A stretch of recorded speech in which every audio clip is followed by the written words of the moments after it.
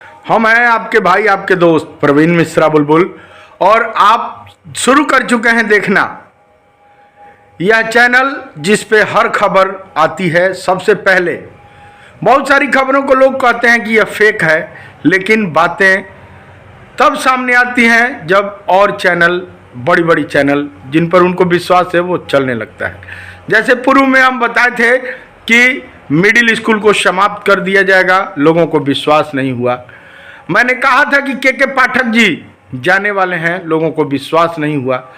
तो चलिए बिना देर किए शुरू करते हैं। आपको फिर बता दें कि इस चैनल पर फेक खबरें नहीं चलती हैं।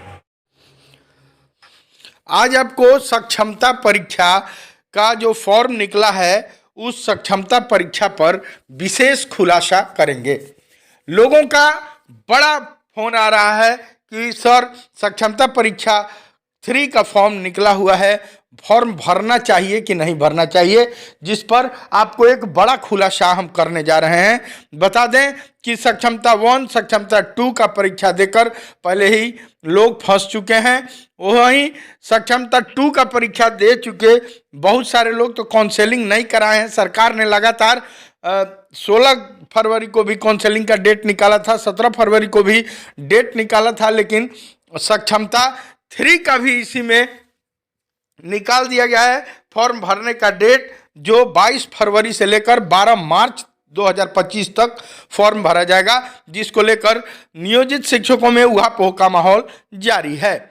बताते चलें कि सरकार की सोची समझी साजिश के तहत यह कार्य किया जा रहा है, जिसको लेकर नियोजित शिक्षक उहापोह में पड़े हुए हैं।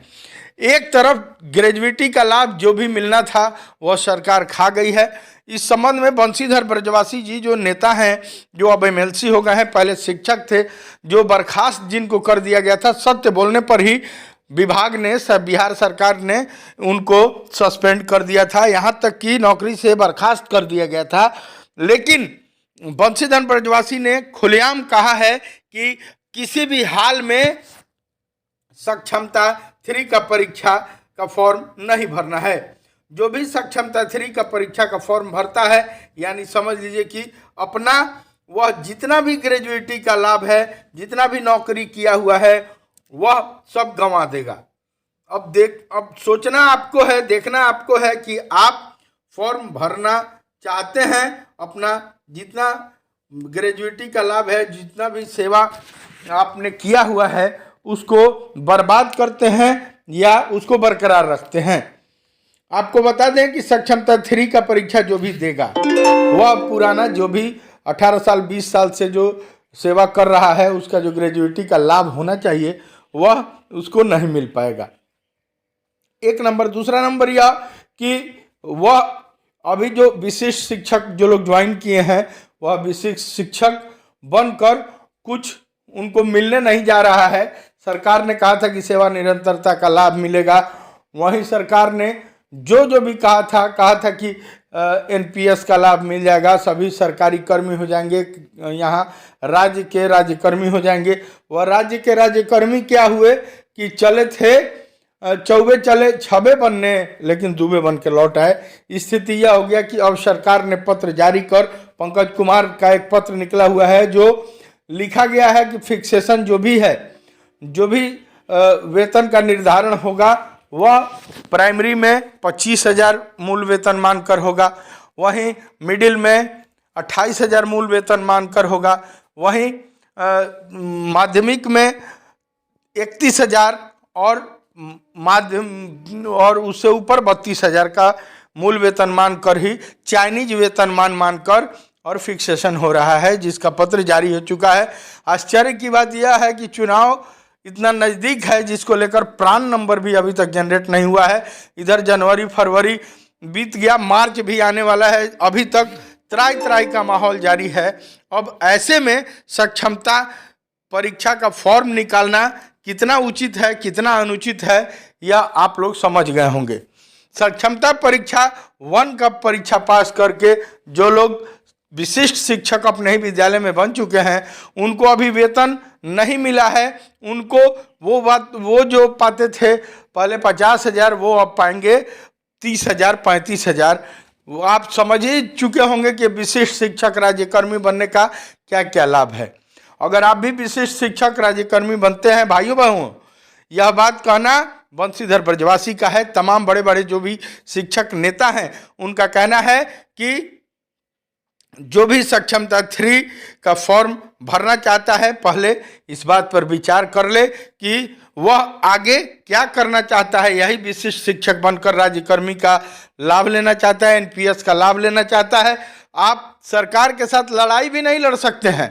अगर सरकार कुछ आपके खिलाफ कर रही है, आपको चाइनीज वेतनमान दे रही है, पैसा नहीं बढ़ाएगी, आप सरकार के न खिलाफ बोल सकते हैं, ना सरकार के खिलाफ संगठन बना सकते हैं, ना किसी मंच पर बोल सकते हैं। आपको डायरेक्ट सरकार अब निकाल सकती है, निष्कासित कर सकती है, बर्खास्त कर सकती है।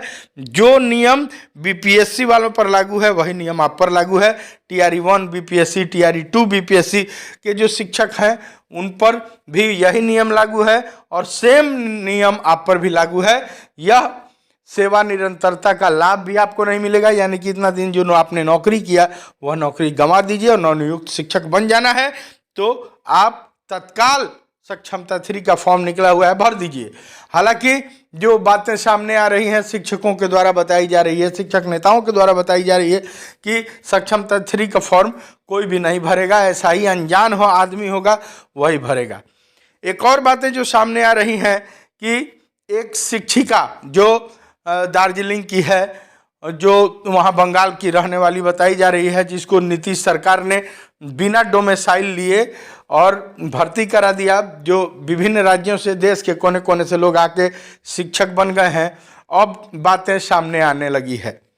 नीतीश जी को यह बात समझ लेना चाहिए कि बाहरी लोगों को यहाँ के अगर अपने राज्य के जो छात्र हैं वो जाके दूसरे जगह फॉर्म नहीं भर सकते, डोमिसाइल नीति लागू है, इन्होंने फ्री कर दिया था। अब सुनिए गाली जम के बिहारियों को, बिहार में नौकरी करने वाली शिक्षिका जम के गाली दे रही है। नीतीश कुमार जी बिहार के मुख्यमंत्री भी तो बिहारी हैं, अब थोड़ा भी लाज शर्म हो तो यह सुन के बर्दाश्त कर लीजिए। अब हालांकि निलंबन का सुन रहे हैं कि पत्र जारी हो गया है, उस शिक्षिका को निलंबित कर दिया गया है, लेकिन जो उसने गाली दे दिया, जो माई बहन कर दिया, जो इज्जत सम्मान बिहारियों का वो है और लोगों के नज़र में यह तो सामने आ गया। तो कहीं ना कहीं नीतीश सरकार और जो लोग हैं, ये उनके जो लोग हैं, जो भी कर्मचारी हैं नीतीश सरकार में, वे लोग क्या कहना चाहते थे, क्या कराना चाहते थे? यही कराना चाहते थे कि सभी बिहारी लोग गाली सुने। इसीलिए यहाँ के अभी कुछ दिन पहले मामला आया था कि बिहार का 2 बच्चा नौजवान जाके और बंगाल में नौकरी पुलिस बहाली में भर्ती होना चाहता था, वहाँ खूब गाली दिया गया था और बेइज्जत किया गया था। उनका जो पेपर था, अपना अंक पत्र वगैरह, उसको छीना जा रहा था, जो वायरल हो रहा था वीडियो लगातार। अब यह गाली वाला भी वीडियो वायरल हो रहा है। तो आप एक तरफ शिक्षक बाहरी लोगों को बनाइए और दूसरे तरफ अपने जो शिक्षक बने हुए हैं उनको सक्षमता का चक्कर में फंसा के और ज़िंदगी बर्बाद कीजिए। चलिए बने रहिए इस चैनल पर। अगर अब तक सब्सक्राइब नहीं किए हैं तो सब्सक्राइब कर लीजिए। अपना बारे में खुद सोचिए, सरकार क्या आपको चाह रही है, कैसे बिहारिया बिहारिया कह के लोग गाली दे रहे हैं, यह भी सामने है। विचार आपको करना है, आप क्या करना चाहते हैं। अगर अच्छा लगे तो शेयर करिए, सब्सक्राइब कीजिए ज़्यादा से ज़्यादा इस चैनल को। आज आपको सक्षमता परीक्षा का जो फॉर्म निकला है उस सक्षमता परीक्षा पर विशेष खुलासा करेंगे। लोगों का बड़ा फोन आ रहा है कि सर सक्षमता परीक्षा 3 का फॉर्म निकला हुआ है, फॉर्म भरना चाहिए कि नहीं भरना चाहिए, जिस पर आपको एक बड़ा खुलासा हम करने जा रहे हैं। बता दें कि सक्षमता 1, सक्षमता 2 का परीक्षा देकर पहले ही लोग फंस चुके हैं। वहीं सक्षमता 2 का परीक्षा दे चुके बहुत सारे लोग तो काउंसलिंग नहीं कराए हैं। सरकार ने लगातार 16 फरवरी को भी काउंसलिंग का डेट निकाला था, 17 फरवरी को भी डेट निकाला था, लेकिन सक्षमता 3 का भी इसी में निकाल दिया गया है। फॉर्म भरने का डेट जो 22 फरवरी से लेकर 12 मार्च 2025 तक फॉर्म भरा जाएगा, जिसको लेकर नियोजित शिक्षकों में उहापोह का माहौल जारी है। बताते चलें कि सरकार की सोची समझी साजिश के तहत यह कार्य किया जा रहा है, जिसको लेकर नियोजित शिक्षक उहापोह में पड़े हुए हैं। एक तरफ ग्रेजुएटी का लाभ जो भी मिलना था वह सरकार खा गई है। इस संबंध में बंशीधर ब्रजवासी जी जो नेता हैं, जो अब एमएलसी हो गए हैं, पहले शिक्षक थे, जो बर्खास्त जिनको कर दिया गया था, सत्य बोलने पर ही विभाग ने, बिहार सरकार ने उनको सस्पेंड कर दिया था, यहाँ तक कि नौकरी से बर्खास्त कर दिया गया था। लेकिन बंशीधर ब्रजवासी ने खुलेआम कहा है कि किसी भी हाल में सक्षमता 3 का परीक्षा का फॉर्म नहीं भरना है। जो भी सक्षमता 3 का परीक्षा का फॉर्म भरता है, यानी समझ लीजिए कि अपना वह जितना भी ग्रेजुएटी का लाभ है, जितना भी नौकरी किया हुआ है, वह सब गंवा देगा। अब सोचना आपको है, देखना आपको है कि आप फॉर्म भरना चाहते हैं, अपना जितना ग्रेजुएटी का लाभ है, जितना भी सेवा आपने किया हुआ है, उसको बर्बाद करते हैं या उसको बरकरार रखते हैं। आपको बता दें कि सक्षमता 3 का परीक्षा जो भी देगा वह पुराना, जो भी 18 साल 20 साल से जो सेवा कर रहा है, उसका जो ग्रेजुएटी का लाभ होना चाहिए वह उसको नहीं मिल पाएगा। एक नंबर। दूसरा नंबर यह कि वह अभी जो विशिष्ट शिक्षक जो लोग ज्वाइन किए हैं, वह विशिष्ट शिक्षक बनकर कुछ उनको मिलने नहीं जा रहा है। सरकार ने कहा था कि सेवा निरंतरता का लाभ मिलेगा, वहीं सरकार ने जो भी कहा था कि एनपीएस का लाभ मिल जाएगा, सभी सरकारी कर्मी हो जाएंगे, यहाँ राज्य के राज्यकर्मी हो जाएंगे। वह राज्य के राज्यकर्मी क्या हुए कि चले थे चौबे चले छबे बनने, लेकिन दुबे बन के लौट आए। स्थिति यह हो गया कि अब सरकार ने पत्र जारी कर, पंकज कुमार का एक पत्र निकला हुआ है जो लिखा गया है कि फिक्सेशन जो भी है, जो भी वेतन का निर्धारण होगा वह प्राइमरी में 25,000 मूल वेतन मानकर होगा, वहीं मिडिल में 28,000 मूल वेतन मानकर होगा, वहीं माध्यमिक में 31,000 और उससे ऊपर 32,000 का मूल वेतन मानकर ही चाइनीज वेतन मानकर और फिक्सेशन हो रहा है, जिसका पत्र जारी हो चुका है।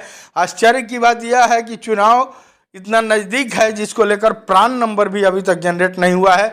इधर जनवरी फरवरी बीत गया, मार्च भी आने वाला है, अभी तक त्राई का माहौल जारी है। अब ऐसे में सक्षमता परीक्षा का फॉर्म निकालना कितना उचित है, कितना अनुचित है, यह आप लोग समझ गए होंगे। सक्षमता परीक्षा 1 का परीक्षा पास करके जो लोग विशिष्ट शिक्षक अपने ही विद्यालय में बन चुके हैं, उनको अभी वेतन नहीं मिला है। उनको वो जो पाते थे पहले 50,000, वो अब पाएंगे 30,000 35,000। आप समझ ही चुके होंगे कि विशिष्ट शिक्षक राज्यकर्मी बनने का क्या क्या लाभ है। अगर आप भी विशिष्ट शिक्षक राज्यकर्मी बनते हैं भाइयों बहनों, यह बात कहना बंशीधर ब्रजवासी का है, तमाम बड़े बड़े जो भी शिक्षक नेता हैं उनका कहना है कि जो भी सक्षमता 3 का फॉर्म भरना चाहता है, पहले इस बात पर विचार कर ले कि वह आगे क्या करना चाहता है। यही विशिष्ट शिक्षक बनकर राज्यकर्मी का लाभ लेना चाहता है, एनपीएस का लाभ लेना चाहता है।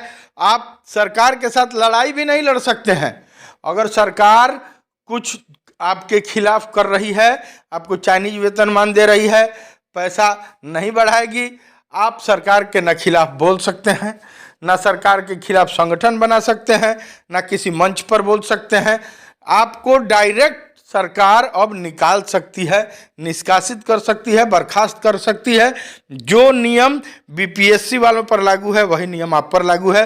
टीआरई 1 बीपीएससी, टीआरई 2 बीपीएससी के जो शिक्षक हैं उन पर भी यही नियम लागू है और सेम नियम आप पर भी लागू है।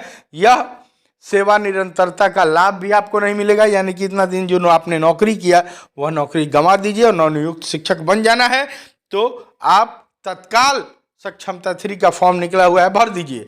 हालांकि जो बातें सामने आ रही हैं शिक्षकों के द्वारा बताई जा रही है, शिक्षक नेताओं के द्वारा बताई जा रही है कि सक्षमता 3 का फॉर्म कोई भी नहीं भरेगा, ऐसा ही अनजान हो आदमी होगा वही भरेगा। एक और बातें जो सामने आ रही हैं कि एक शिक्षिका जो दार्जिलिंग की है, जो वहाँ बंगाल की रहने वाली बताई जा रही है, जिसको नीतीश सरकार ने बिना डोमिसाइल लिए और भर्ती करा दिया, जो विभिन्न राज्यों से देश के कोने कोने से लोग आके शिक्षक बन गए हैं। अब बातें सामने आने लगी है। नीतीश जी को यह बात समझ लेना चाहिए कि बाहरी लोगों को यहाँ के अगर अपने राज्य के जो छात्र हैं वो जाके दूसरे जगह फॉर्म नहीं भर सकते, डोमिसाइल नीति लागू है, इन्होंने फ्री कर दिया था। अब सुनिए गाली, जम के बिहारियों को, बिहार में नौकरी करने वाली शिक्षिका जम के गाली दे रही है। नीतीश कुमार जी बिहार के मुख्यमंत्री भी तो बिहारी हैं। अब थोड़ा भी लाज शर्म हो तो यह सुन के बर्दाश्त कर लीजिए। अब हालांकि निलंबन का सुन रहे हैं कि पत्र जारी हो गया है, उस शिक्षिका को निलंबित कर दिया गया है, लेकिन जो उसने गाली दे दिया, जो माई बहन कर दिया, जो इज्जत सम्मान बिहारियों का वो है और लोगों के नज़र में, यह तो सामने आ गया।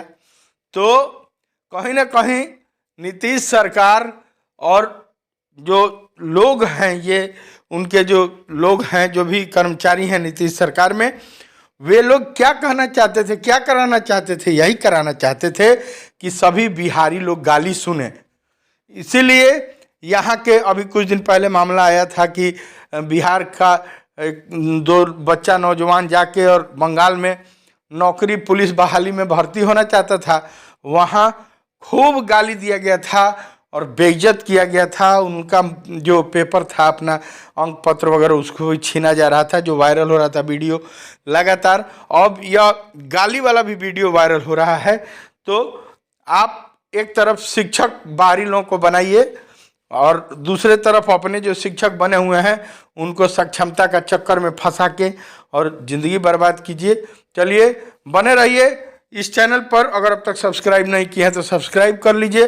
अपना बारे में खुद सोचिए, सरकार क्या आपको चाह रही है, कैसे बिहारिया बिहारिया कह के लोग गाली दे रहे हैं, यह भी सामने है।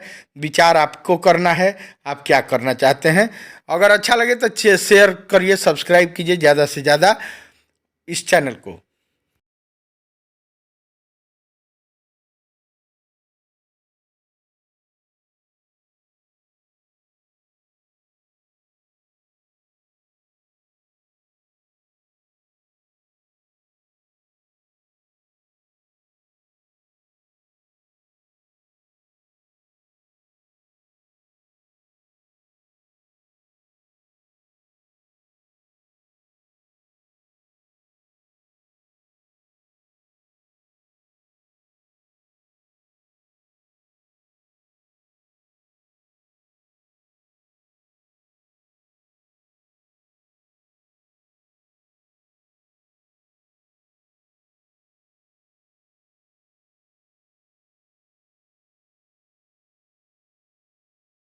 चैनल सब्सक्राइब जरूर कीजिएगा। तब दीजिए इजाज़त, फिर ऐसी कुछ विशेष खबरें लेकर आएंगे। तब तक बने रहिए, चैनल सब्सक्राइब जरूर कीजिए।